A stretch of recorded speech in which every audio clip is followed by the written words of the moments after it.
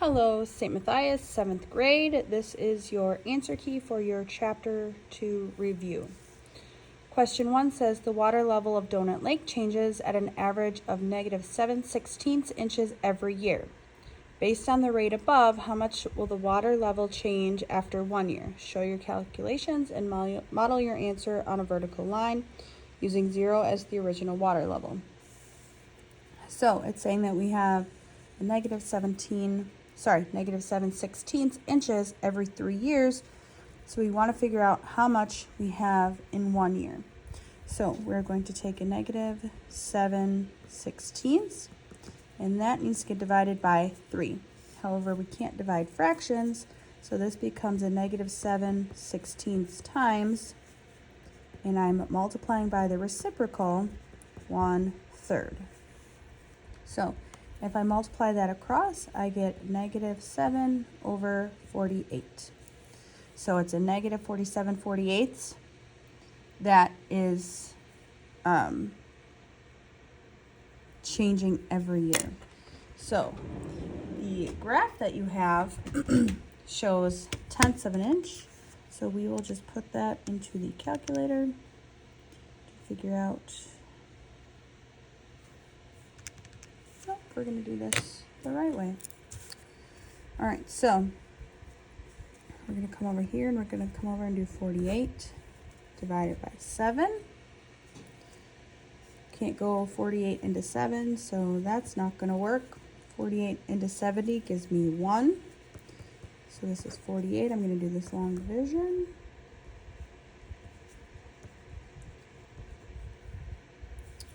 And then I'll just come over here and do some calculations. It's 48, we'll try 3. Let's see what that is. Probably get another one in there. Let's see.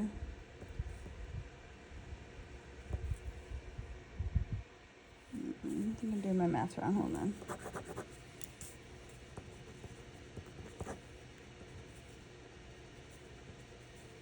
Nope, I did it right.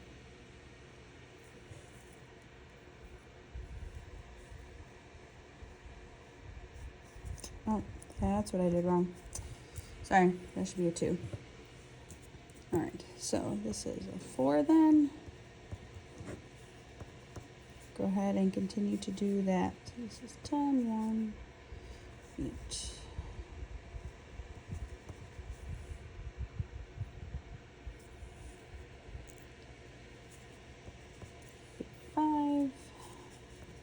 We're just gonna keep doing that long division.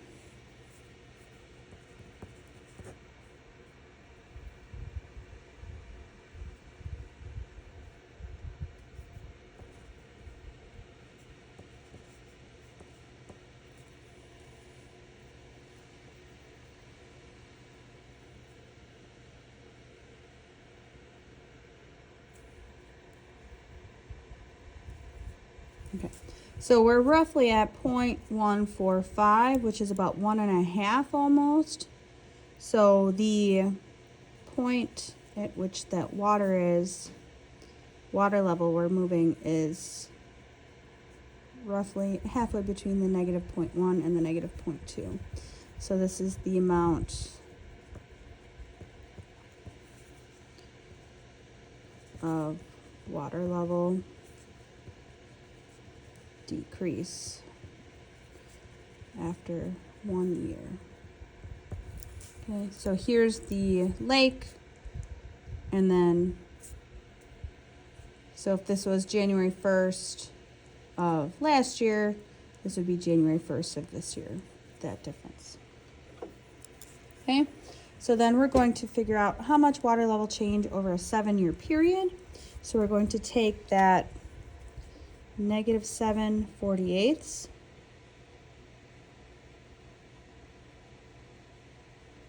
and we're going to multiply that by 7. And then this can be written as 7/1. 7 times 7 is 49. 48 times 1 is 48. Remember to bring your negative. So this can be simplified to a -1 and 1/48 inches. Okay. All right, so let's look at problem 2. Kathy's mother taught her how to make some homemade ornaments to sell at a craft fair. Kathy rented a table at the fair for $30 and set up her workstation. Each ornament that she sells costs approximately $2.50 for materials. She sells each ornament for $6. If X represents the number of ornaments sold at the craft fair, which of the following expressions would represent Kathy's profit? So in order to understand this question, we have to understand what profit is. So profit is how much she's making after she sells everything. So she has this table rental for $30. That's going to be a flat fee. She's selling each ornament for $6, but she spent $2.50 for each ornament to make it. So if we're looking to figure out how to represent this, we're going to figure out what her costs are. So she rented a table for $30. So we have $30, and that's going to be a flat fee. Okay, that's not changing. What's changing is where we see something that says each. Each ornament was $2.50 for materials. And it says each ornament for $6.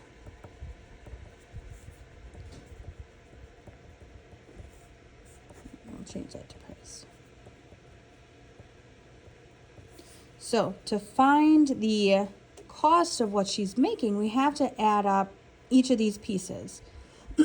So we're taking this flat fee, and that's money that's out of her pocket. That's gone, that's done. So this is actually going to be a negative.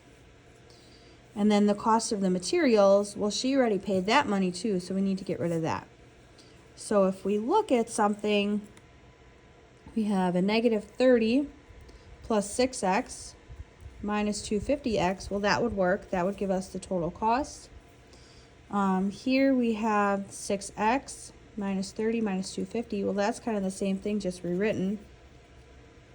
If we look at the next one, 6x minus 30, well, that's not including this material, so that's not right.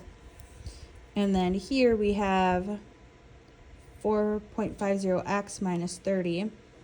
Well, we don't have a 6 or a 250, so we can kind of see if that works.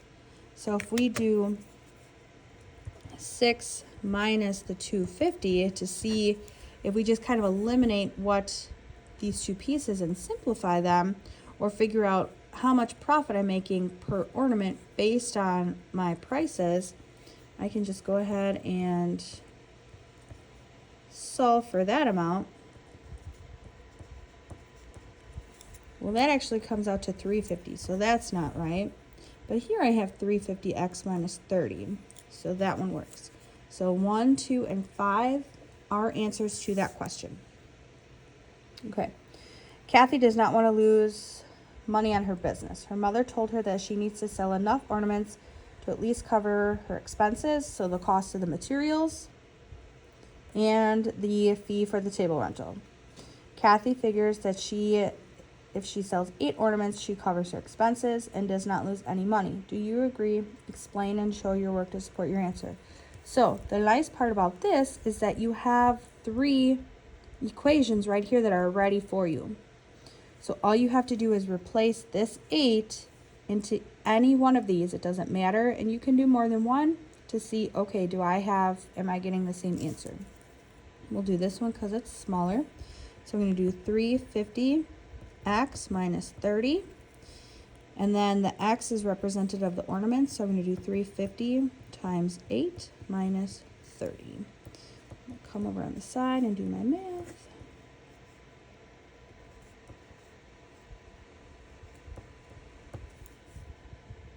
Okay, so 28 minus 30 is a negative 2.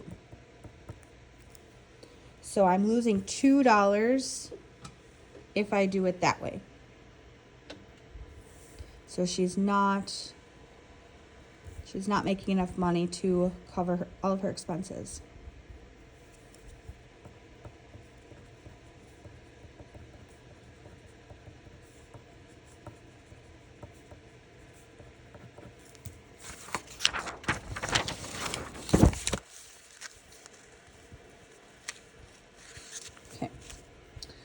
Question C then.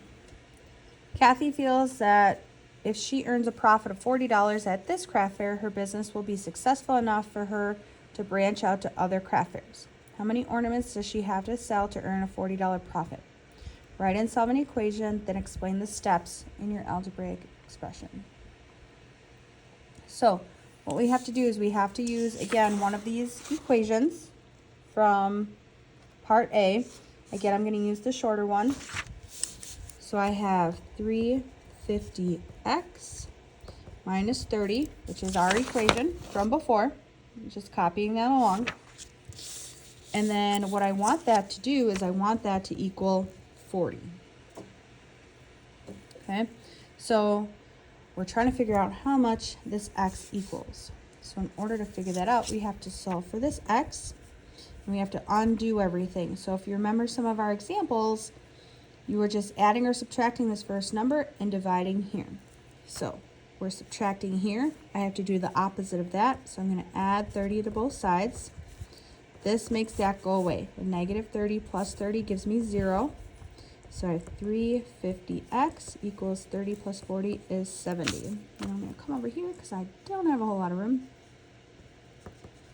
350x equals 70. Now here I'm multiplying. The opposite of multiplication is division. So I'm going to divide by 350, divide by 350. X equals, let's do that in the calculator real quick,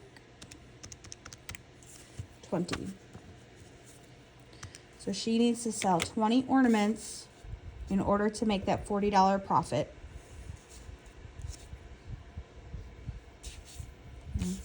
And then explaining the steps. Here we were adding because the problem is subtracting.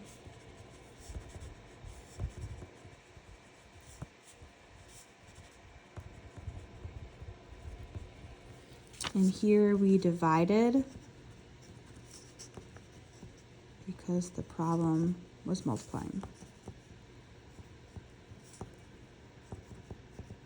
And always doing the exact opposite of what's happening in the problem. All right, let's look at problem 3. Okay, so we have Trevor received a letter from his bank saying that his checking account balance fell below 0. His account transaction log is shown below. So we can take a look at this, but let's look at this first question. On which line did Trevor make a mathematical error? Explain his mistake. Okay, so let's go one by one through each line and figure out where his mistake was. Okay, so our beginning balance is $367.50. He bought some headphones. They were $62. We subtract that. He got $305.50. And let's grab a different calculator.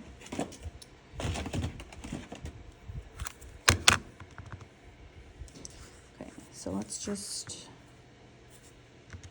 walk along and figure out where his mistake is. Okay, so here's the original starting balance. They match. I'm going to subtract $62, $305.50. Okay, so far that looks good. Then he bought some new basketball shoes. They were $87. So we have this $305.50 still. And I'm going to subtract that $87. Okay, so that brings me to $218.50. $218.50. That one checks out. Then he went to the grocery store, bought a couple groceries. Spent $38.50 there, so I'm taking that $218.50 and I'm subtracting $38.50. That gives me $180. Okay, that matches. Then he bought a new skateboard. That was $188. So we're taking $180, subtracting $188. And that leaves me with a -8. Well, that's not what I have, so his error is right here. So the difference in these two is $8, but that should be a negative. So line 4 is where he made his mistake.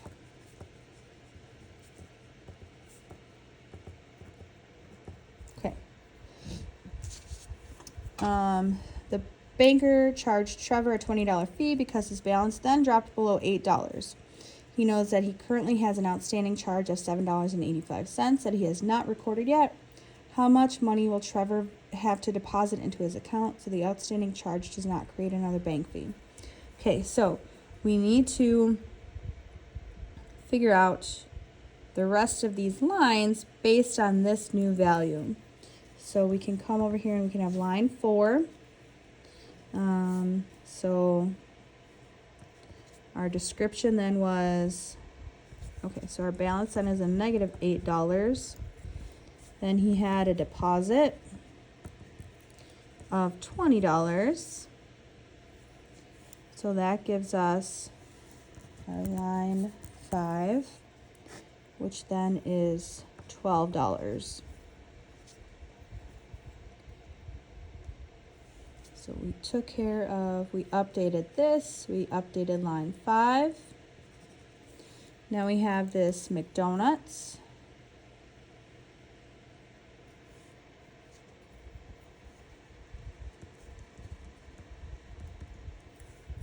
Of $5.95.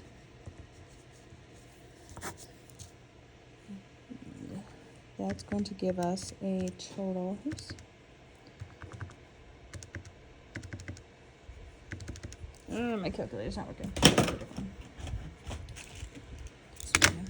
So 12 minus $5.95 gives me $6.05.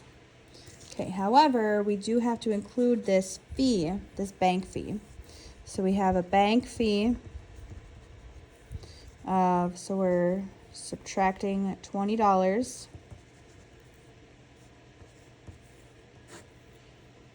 So that brings us to a negative $13.95. And then we also have to include the $7.85 from, doesn't say where it's from.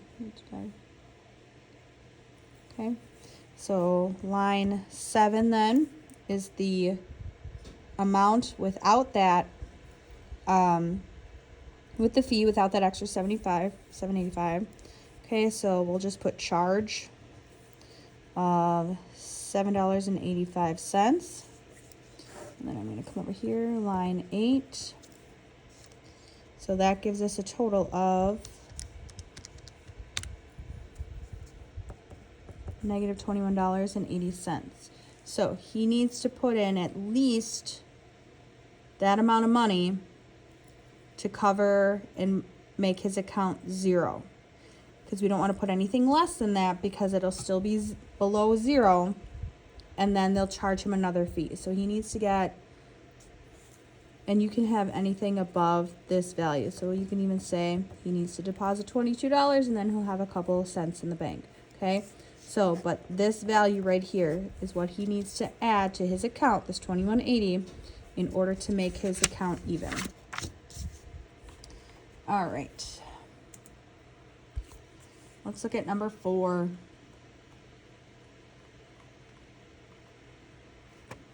Jack and Mary are playing the integer card game. The cards, oops, sorry, that should be hands. Their hands.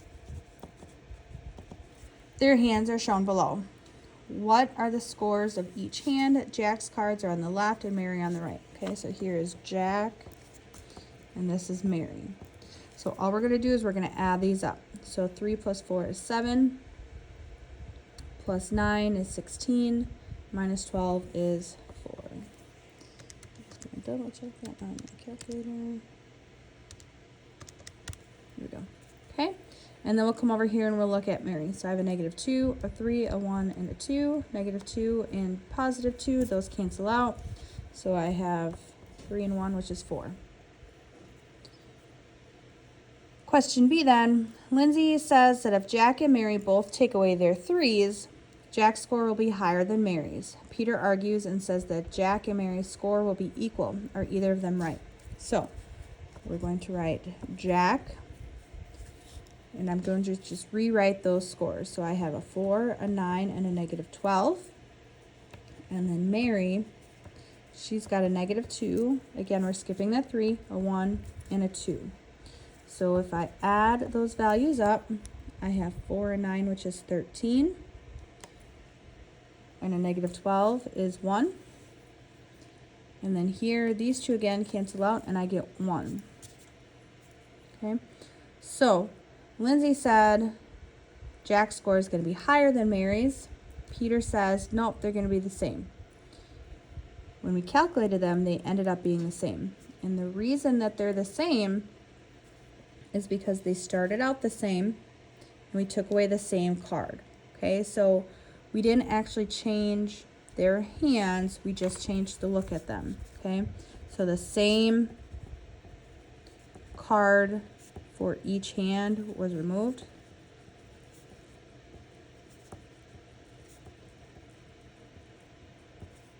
Maintaining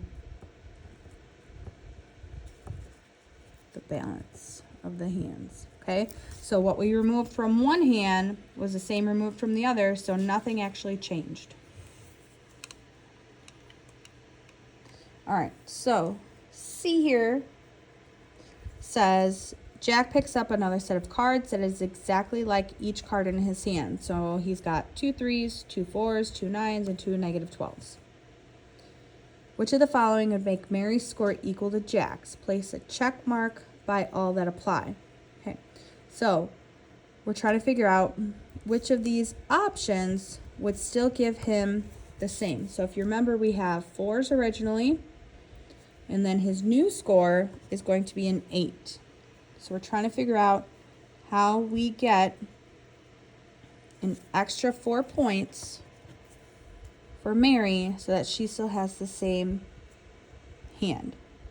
So if we double every card in her hand, she's got 4 points. That'll give her another 4 points. So that one works. Let's see. If she picks up a 4, well, yep, that'll work. If she picks up a 7 and a -3, that gives me 7 plus a -3 is 4. Well, that'll work. If we take away her 3 and her 1, well, if we get rid of the 3 and if we get rid of the 1, that just leaves us with the -2, and the +2 is 0, so that one doesn't work.